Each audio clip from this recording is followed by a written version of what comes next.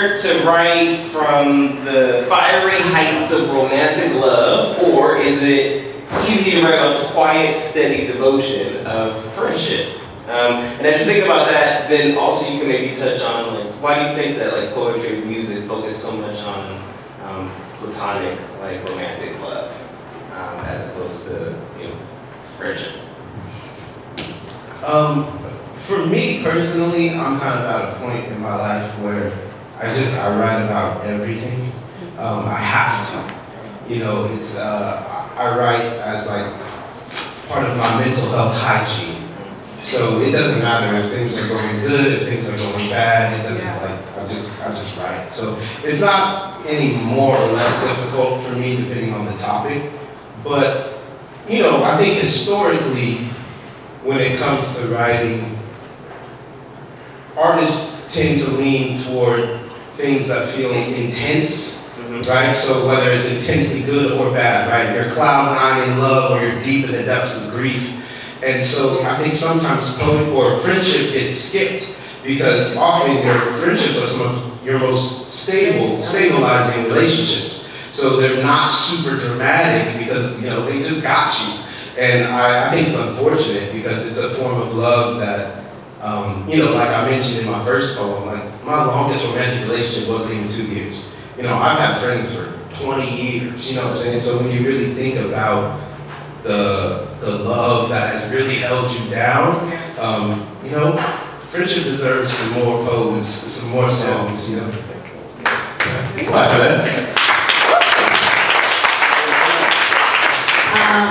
I don't think actually either is easy to write about, but I think that we're conditioned as like a society to be writing about romantic love. It's what all the songs are about. It's what a lot of poems are about. It's Shakespeare's writing about, my mistress's eyes, and so yeah, I think it's almost kind of expected, and to that point, I would say that romantic love tends to have more of an identifiable 3-act story structure. Either this is going to work out and we're going to be together forever, or it's not.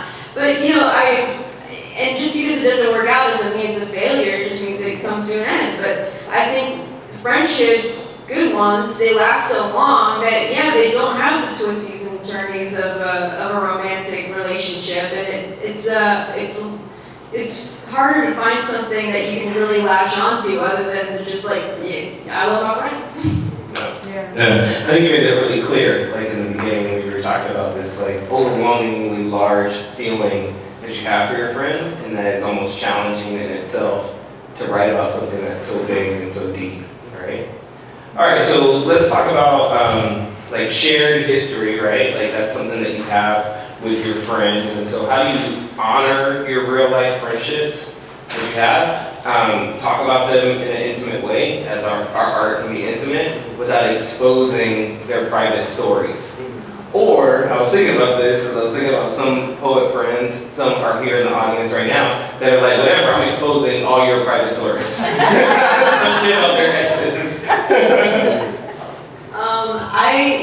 I think if I got into specifics, I think I would ask for permission before. If the person was identifiable and there was specific details, I wouldn't be willy-nilly performing that or putting it in a book. But I think that my emotional experience about things is fair game. It's depending on the actual events.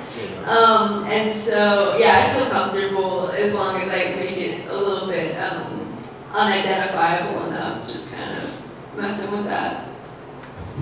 Yeah, I feel the same. I feel like, like you said, your life and your experiences are yours. Like, if it's vague enough, I think if I was getting towards something that was like, this is clearly this person, and I've ran into that more with my family than my friends. Same. Because if I'm talking about my dad, then I'm talking about my dad. You know who I'm talking about, But if I'm talking about a friend, I got friends from all over the place. So, but yeah, I don't know. It hasn't really been an issue. There's been a few times where, like, I have a really intense poem about suicide.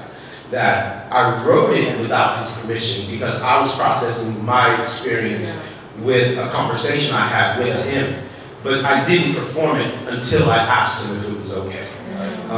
But at the time, it was like, he definitely would have known it was about him. And I mean, you couldn't identify him, but just even him knowing, that was like, this gets a little too specific in telling his story to where he might not appreciate it. So, but to be honest, I've found that when I've had instances like that, people, they're kind of, unless you're saying something rude, they're kind of honored. If they're like, wow, like you made something beautiful out of my story or out of my pain. He loves the poem. It's hard for him to listen to it, but he really appreciates it. Yeah. And it can be really edifying too, right? Like, Alan was here and she featured with Jessica Salgado, because we always let our feature pick the person that they want to feature with, right? And so you get friends, and so Jessica did this poem that was about your ex-boyfriends, but it was tremendously edifying, right? It was like, I got you, girl, I'll ride for you, I will kill him, sort of stuff. And we were like, damn, I think I need some better friends. So, when you're creatively exhausted, right, and you just don't have anything, you're running dry, how do your friends help get you back where you need to be creative? I love my friends. There are friends that I can go hang out with, and they'll say, they're not even trying to be poetic, but they'll just say something that I can't, my mind just wraps around it like a boa constrictor. I can't get out of my head, and so I think they'll say things that I'm like, well, I've never thought about that even as a theme before, or they point out things about my life that I never really think about. It makes me uncomfortable sometimes. And I think so much of my favorite work comes with writing about things I'm uncomfortable about.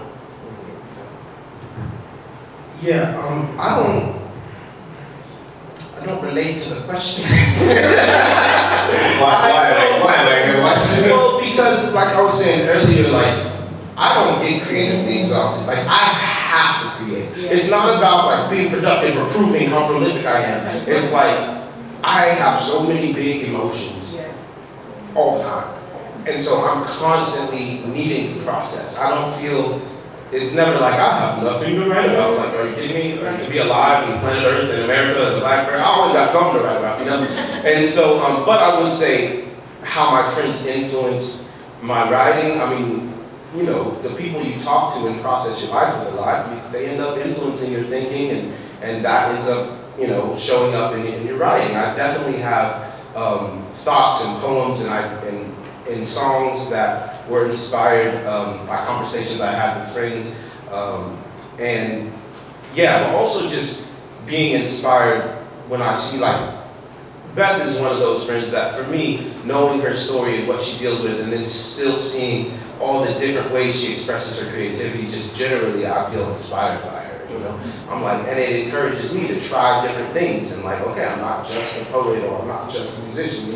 If I wanted to write a play, I could write a play. You know what I'm saying? Me and a couple other poets went to see her play, and we all just walked out of there we just felt so inspired. So June 6th. Yeah. June 6th. We'll continue to post that on our Instagram. We're gonna get a map or whatever. Right? All right. So this is an interesting question. Being at a certain age, but it really doesn't matter what age. We're all different ages here. We have a super mixed audience, which is blessed.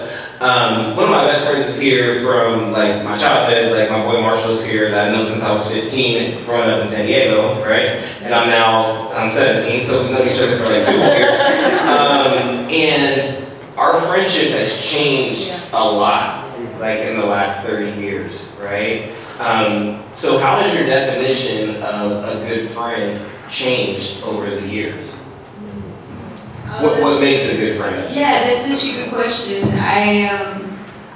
I think something that's on my mind that I think about a lot is I don't have kids. I don't plan on having kids, and a lot of people my age are having kids. We're at that age, and it fundamentally changes your relationship to that person, even if you don't want it to or whatever. It's just you have less time in their lives, and so I've been thinking about that a lot recently. And then also just thinking about like what makes me like so happy about my friends, and I think to be constantly, to somebody who can constantly give me what I don't have in my own life. Like it's not like we have McDonald's at home, you know, somebody who's fine dining in terms of comedy or like creativity or something. Just somebody that will take me outside of myself and really somebody to experience the world with in a different way through their eyes. I think that's a friend to me.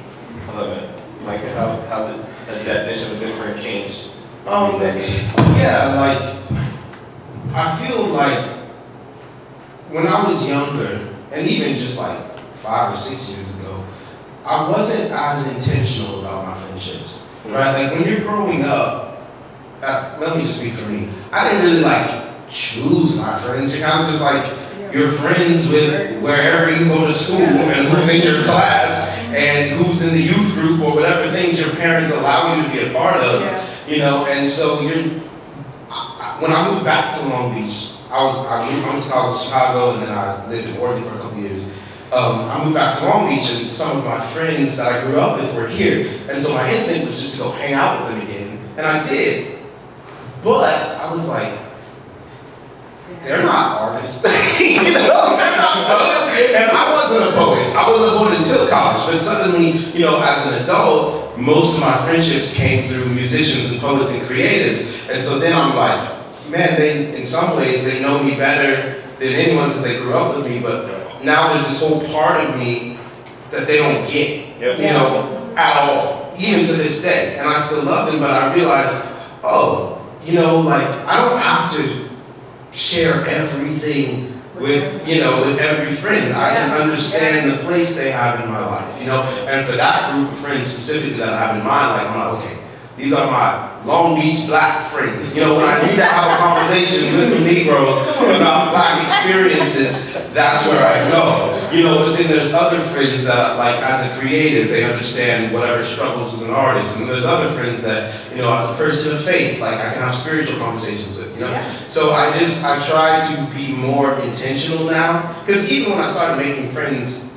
in the artist community, I wasn't really intentional. If I met somebody and we vibe, I'm like, okay. I wasn't really thinking like, are we good for each other? You know, and I think for me, I guess to answer the question, what makes a good friend is to be conscious of that and not just to like be connected because we've decided to be friends and we have to stay. To be like, we understand that we are changing, growing beings. And there may be a time in the future where the intimacy of this friendship isn't healthy for us. And we don't necessarily have to break up and never talk to again, but I've become more conscious of, you know what, at this point in my life, who I am or who I'm growing into or what I need to put some distance here. And at other times we could be more intimate or whatever, you know, so, and to not see that as a bad thing, but that's just a wise thing, you know. It's healthy. Yeah. You clap for that. So Christine is going to come up and start bringing you some papers and pens for our breakout that we're going to do next. But we always finish on a quick fire round, okay? So don't think about it too much. Just kind of let it rip. Now you're like, see, I wish you Well, I asked them in the beginning, I said, do you want to know the questions ahead of time or do you want to wait? They both said, oh, we'll wait. But Beth was like, that's not usually my style. But since Micah's going to wait, I will wait also. And now Beth is regretting that. All right, rapid fire question, quick fire question. 1, what fictional or historical friend duo do you resonate with deeply?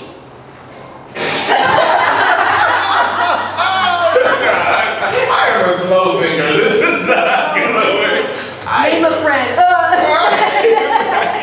From a show, from a book, from a cartoon, from a movie? Oh, actually, I do have. Go ahead. I like Holmes and Watson. Watson always trying to reel in that crazy Holmes. I'm drawing a blank here. I'm sorry. We can back that up. If you could write a thank you note to a friend for something incredibly small that they did, what would it be? I'm realizing I'm not good at rapid fire. Okay, so this one, I have some lower hanging fruit questions. Alright. I would like to thank my very good friend Allison for coming with me to this poetry thing tonight. She didn't have a lot of my friends are really into poetry.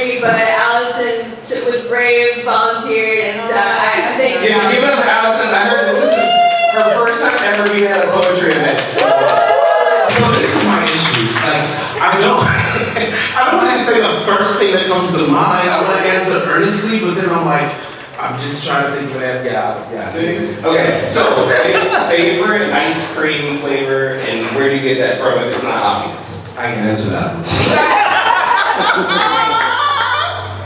So, if we're talking store-bought ice cream, it was Ben & Jerry's Chubby Hubby, and it has peanut butter filled, chocolate covered pretzels in it.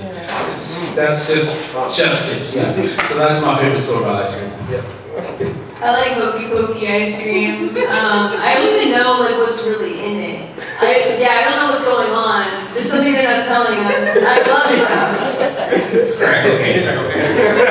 All right, last question. Fill in the blank. The community without true friendship is just a one word. Whack. Community without true friendship is just a TV show. Give that